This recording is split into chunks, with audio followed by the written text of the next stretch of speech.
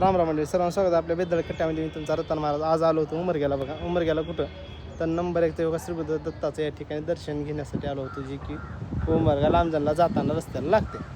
त्या ठिकाणी मी सुमित आलो होतो. मग काय म्हणलं सुमितला चला जाऊ दर्शन घेऊ. सुमितनं मला नंबर 1 बाहेरून तर दिसलेले महाराज, चला मला जाऊन बघावतं नेमकं मंदिर कशाचं. मग काय आलं तर दत्ताचं मंदिर आहे. इकडं सुंदर वातावरणामध्ये तुम्ही पाहू शकता. इकडे शिवलिंगाचं वरी कळस आहे. मध्ये त्या ठिकाणी पुण्याचं साधू संताचं सुंदर असं मंदिर आहे.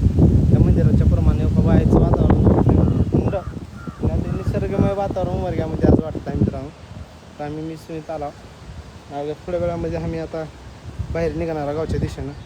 पण सांगायचं ते एवढाच आहे की बाबा कोणी इकडं आलं तर नक्की एक विषय भेट देऊन जा, कारण 1 नंबरचं मंदिर आहे. तुम्ही पाहू शकता इकडल्या साईडला बी पूर्ण अतिशय छान वातावरणामध्ये योगा मंदिराचा आनंद घेण्यासाठी आम्ही तर आलो बघा. अतिशय मस्त वाटला रे.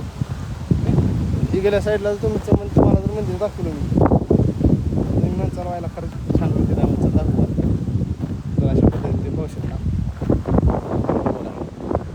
अतिशय सुंदर मंदिर आहे.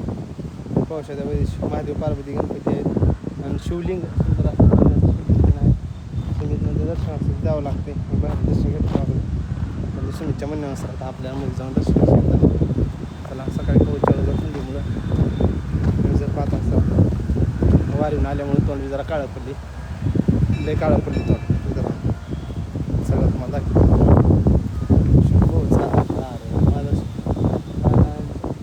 सद्गुरू काशीनाथ महाराज गंगाखेडकर यांचे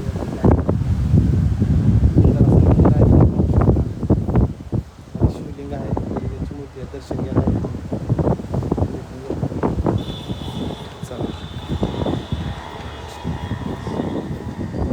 हर हर महादेव.